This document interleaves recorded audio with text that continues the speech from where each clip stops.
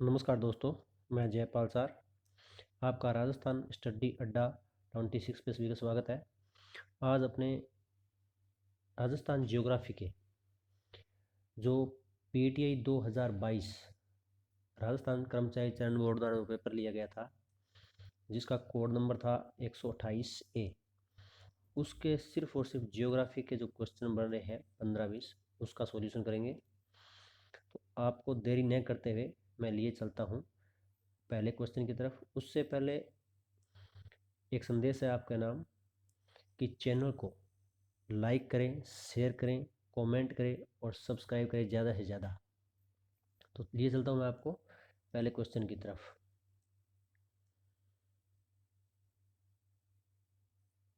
राजस्थान के किस जिले में जनगणना 2011 के अनुसार सबसे कम बाल अनुपात अर्थात बाल लिंगानुपात है?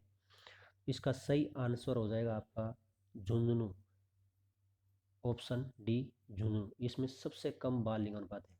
और सबसे अधिक पूछे तब ये हो जाएगा अपना सबसे अधिक बांसवाड़ा। ये तो था राजस्थान में सबसे कम और सबसे अधिक बाल लिंगानुपात हो। बांसवाड़ा का सबसे अधिक है बाल लिंगानुपात और सबसे कम है झुंझुनू का।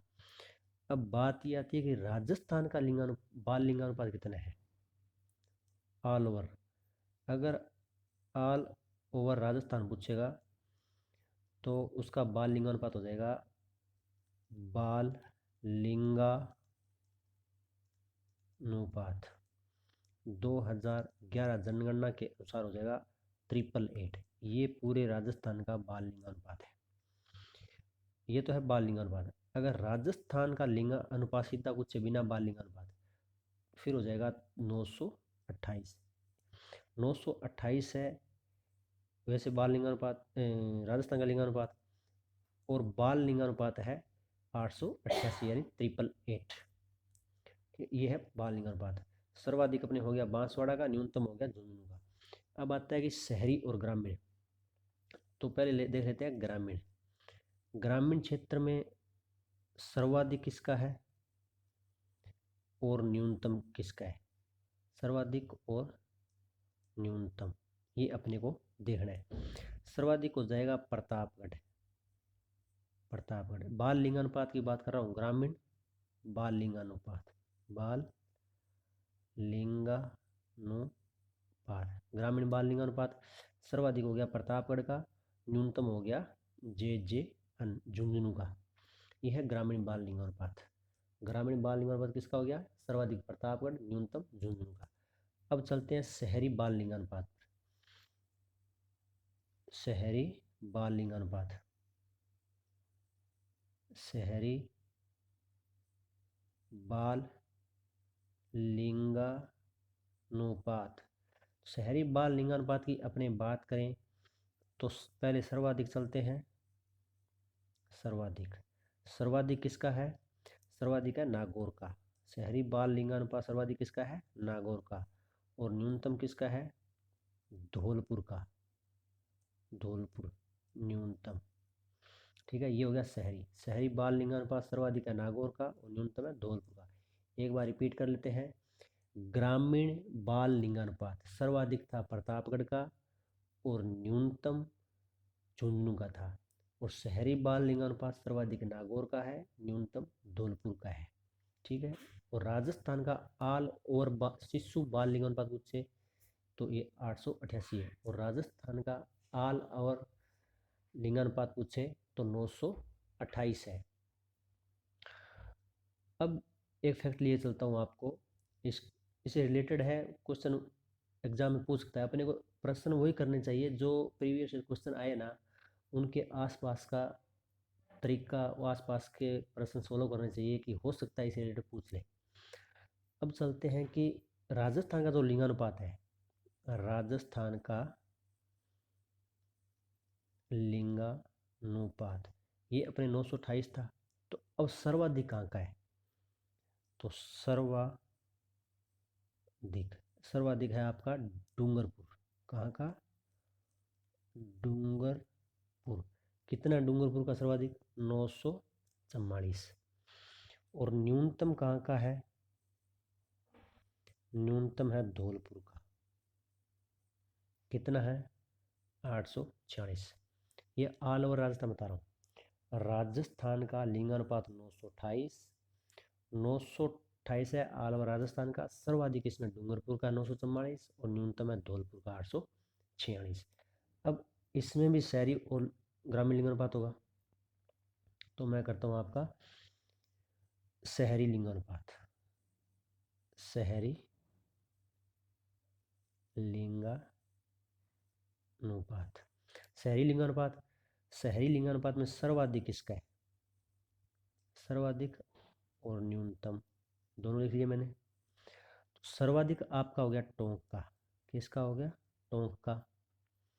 कितना हो गया? 895। और न्यूनतम किसका हो गया? जैसलमेर। संख्या याद रखना जरूरी नहीं है, लेकिन ये जिले याद रखना जरूरी है, पूछ सकता है। शहरी लिंगानुपात राजस्थान का सर्वाधिक टोंक में और न्यूनतम जैसलमेर में। ठीक है, अब चलते हैं ग्रामीण की तरफ। ग्रामीण लिंगानुपात। ग्रामीण लिंगानुपात। ग्रामीण लिंगानुपात में सर्वाधिक किसका है? वही वापस लिख लेते हैं सर्वाधिक, और इधर लिख लेते हैं न्यूनतम। सर्वाधिक हो जाएगा आपका पाली। ये इंपॉर्टेंट है पाली। कितना? 1003, यानी 1000 पुरुषों पर 1003 महिलाएं हैं। वेरी इंपॉर्टेंट है। और न्यूनतम किसका है? धौलपुर का। इसकी संख्या लिखनी कोई ज़रूरी नहीं है, लेकिन ये ज़रूरी है कि ग्रामीण लिंगानुपात सर्वाधिक किस जिले का है? पाली का। कितना है? 1003, अर्थात 1000 पुरुषों से 3 महिलाएं अधिक है। ये था अपना प्रथम क्वेश्चन था, जिसकी डिटेल लगभग मैंने पूरी बता दी। अब लिए चलता हूँ आपको सेकंड क्वेश्चन की तरफ। सेकंड क्वेश्चन क्या कहता है वो देखो कि 2011 की जनगणना के अनुसार राजस्थान में महिला साक्षरता दर है। इसका आंसर हो जाएगा 52.10। ये 10 है भाई, 52.10% है ही, क्योंकि ये एक ही लिखा जाए, जीरो जीरो कोई महत्व नहीं, तो इसलिए एक लिख दिया, तो ये 10 में गिना जाएगा। आप अगर ये भी ऑप्शन में आ जाए, ये आ जाए, तो ये मत कर देना, ये गलत होगा, ये सही हो गया। ठीक है, अब लिए चलता हूँ कि महिला साक्षरता तो हो गया। 2011 के अनुसार पुरुष साक्षरता कितनी है? तो 2011 के अनुसार पुरुष साक्षरता, 2011 के अनुसार पुरुष साक्षरता है 79.2%। 79.2% होगी। ठीक है, अब लिए चलता हूँ आपको सर्वाधिक पुरुष साक्षरता वाला जिला, सर्वाधिक महिला साक्षरता वाला जिला करवा देता हूँ पहले, क्यों साक्षरता महिला और पुरुष की चल रही है, तो वही करवाता हूँ। सर्वाधिक पुरुष साक्षरता, सर्वाधिक पुरुष साक्षरता वाले जिले कौन कौन से है? पहले नंबर पे है जेजेएन, दूसरे पे है कोटा, थर्ड पे है जयपुर, और फोर्थ पे है सीकर, और फिफ्थ पे है भरतपुर। 5 इसलिए कराए हैं, कई बार उनका क्या सीक्वेंस पूछ लेता है। सर्वाधिक पुरुष साक्षरता वाले प्रथम जिला है झुंझुनू, सेकंड जिला है कोटा, थर्ड जिला है जयपुर, फोर्थ जिला है सीकर, और फिफ्थ मतलब भरतपुर। अब अगर न्यूनतम पूछे, तो न्यूनतम हो जाएगा पुरुष साक्षरता में प्रतापगढ़ हो जाएगा न्यूनतम। ठीक है, अब चलते हैं महिला साक्षरता, सर्वाधिक और न्यूनतम। महिला साक्षरता, ये लो, सर्वाधिक और न्यूनतम। सर्वाधिक जयपुर की, नहीं कोटा की, सर्वाधिक कोटा, और न्यूनतम हो गई जालौर, न्यूनतम हो गई जालौर। और सर्वाधिक के 5 जिले देख लेते हैं, कोटा, जयपुर, झुंझुनू। यहाँ झुंझुनू तीसरे स्थान पर आ गया, जो कि पुरुष साक्षरता में पहले स्थान पर था, और कोटा दूसरे पे था, और जयपुर तीसरे पे था। अब जयपुर दूसरे पे चला गया, कोटा पहले पे चला गया। ठीक है, और फिर आता है SGNR मतलब गंगानगर। फिर आता है SKR सीकर। यह है महिला साक्षरता में 5 टॉप जिले। पुरुष साक्षरता में थे झुंझुनू, कोटा, जयपुर, सीकर, भरतपुर सर्वाधिक पुरुष साक्षरता वाले। और न्यूनतम पुरुष साक्षरता था प्रतापगढ़।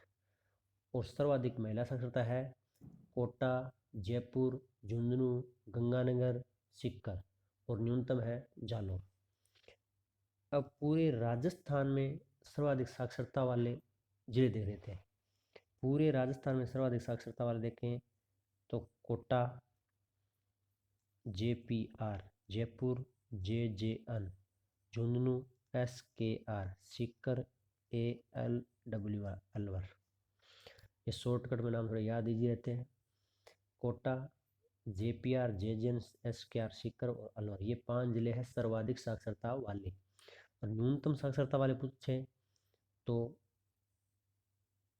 जालोर, सिरोही, प्रतापगढ़,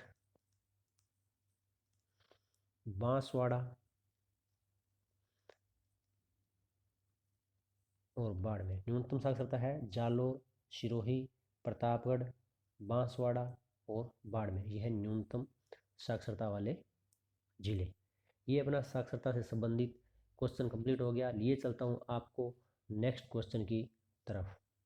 लेकिन दोस्तों आप सभी से रिक्वेस्ट है कि एक बार चैनल को शेयर ज़रूर कर दिया करो, कमेंट भी कर दिया करो और सब्सक्राइब भी ज़रूर किया करो। कम से कम 1000 सब्सक्राइब तो मेरे पहुंचा ही दो। 1000 सब्सक्राइब तो पहुंचा दो कम से कम। अब लिए चलता हूँ आपको नेक्स्ट क्वेश्चन की तरफ। नेक्स्ट क्वेश्चन है संतरा साइट्रस मसालों और औषधीय पौधों के लिए उत्कृष्टता केंद्र अवस्थित है।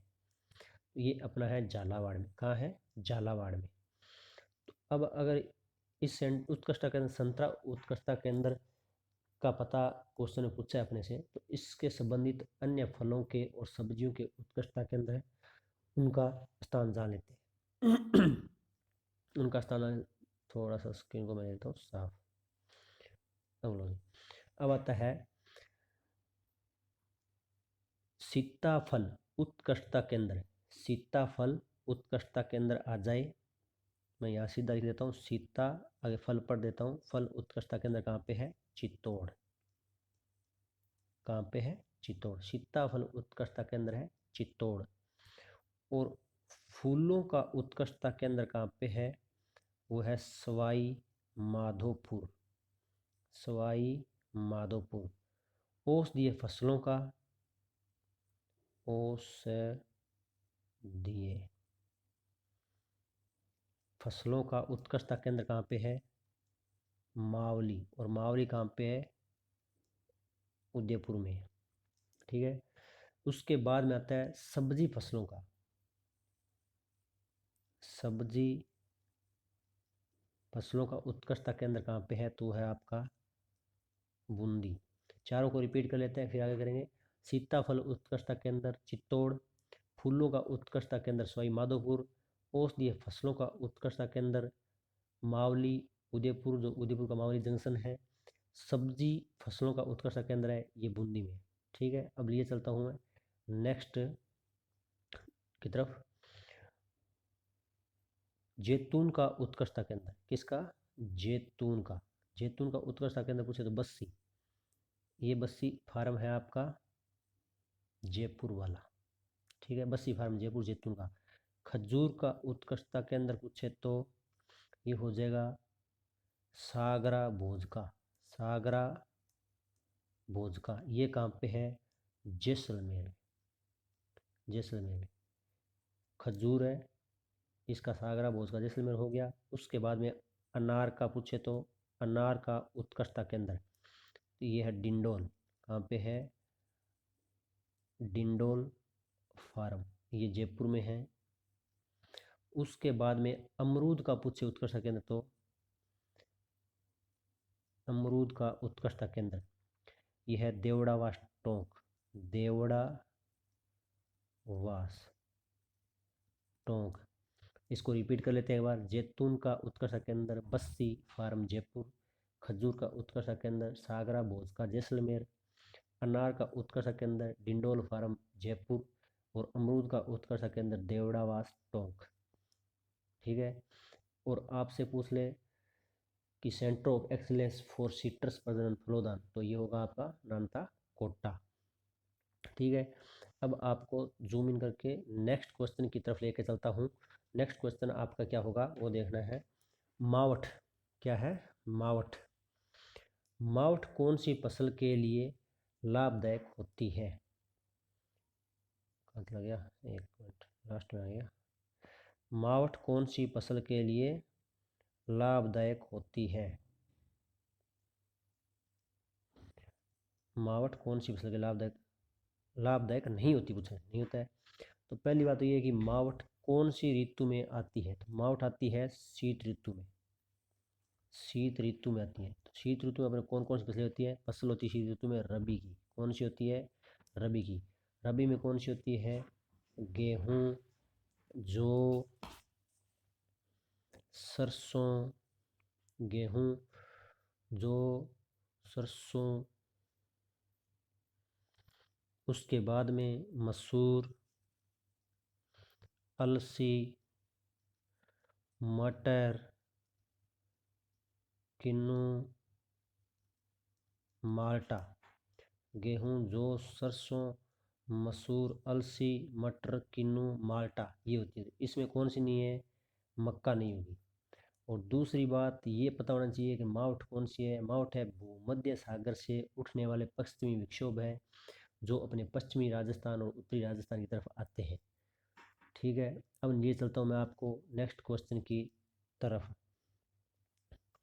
नेक्स्ट क्वेश्चन है आपका, राज्य के किस जिले में बकरियों की संख्या सर्वाधिक है? तो उसका आंसर हो जाएगा बाड़मेर जिले में बकरियों की संख्या सर्वाधिक है। अब थोड़ी बकरियों की संख्या सर्वाधिक बता रहा है, तो इसके अंदर देख लेते हैं कि बकरियों की संख्या 2019 में संख्या कितनी है? 20.84 मिलियन। ठीक है। और 2012 में कितनी थी?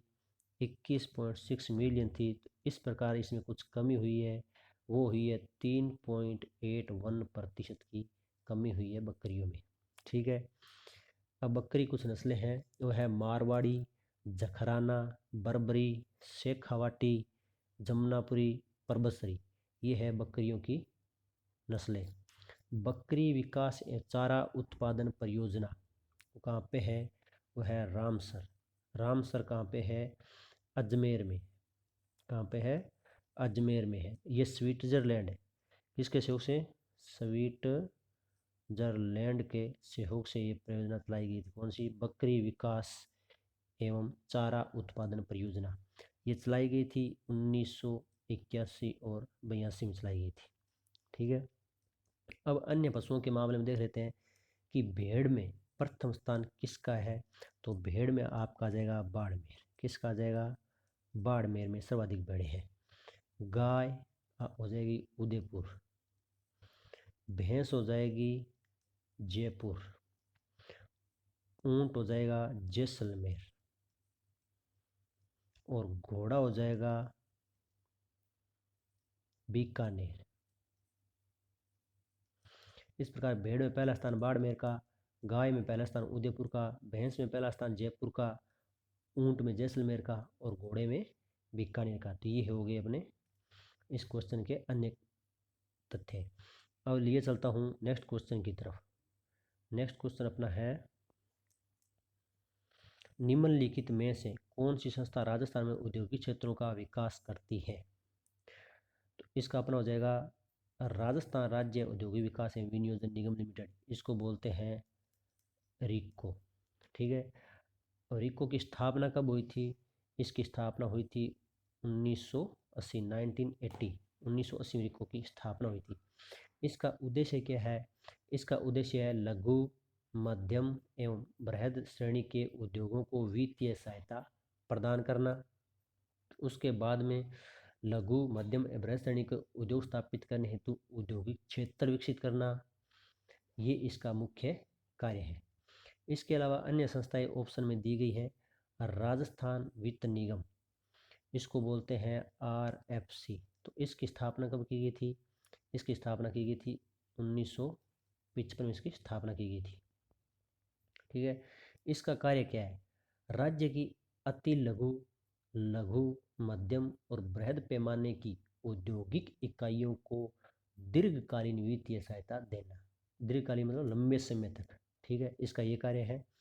उसके बाद में है विद्यमान जो उद्योग है उनका विस्तार और उनके नवीनीकरण के लिए उनको वित्तीय सहायता देना, अर्थात उनको कर्ज और देना, और राज्य सरकार के अभिकर्ता की भूमिका के रूप में कार्य करना। ठीक है।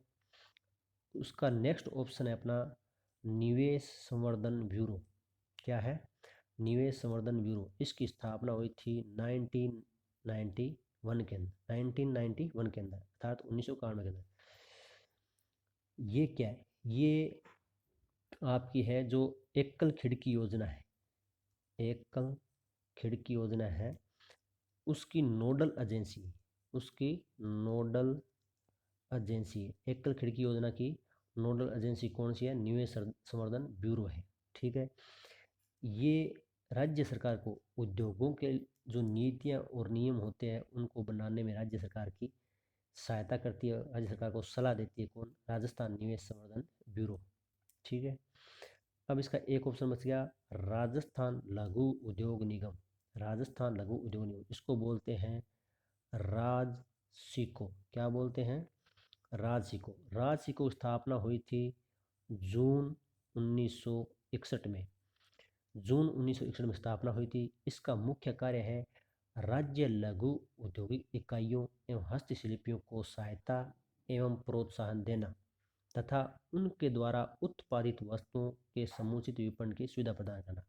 अर्थात जो शिल्पी है उनका और जो छोटी छोटी इकाइयां हैं उन इकाइयों का जो उत्पादन होता है उन उत्पादनों को बाजार उपलब्ध करवाना किसका काम है? राजस्थान लघु उद्योग निगम राजसिको का है। अब लिए चलता हूँ मैं आपको नेक्स्ट क्वेश्चन की तरफ लिए चलता हूँ। नेक्स्ट क्वेश्चन है अपना पूर्वी सिरोही के सुदूर पश्चिम स्थित कटक जो तीर ढाल वाले कम ऊंचे उबड़ खाबड़ होते कहलाते हैं।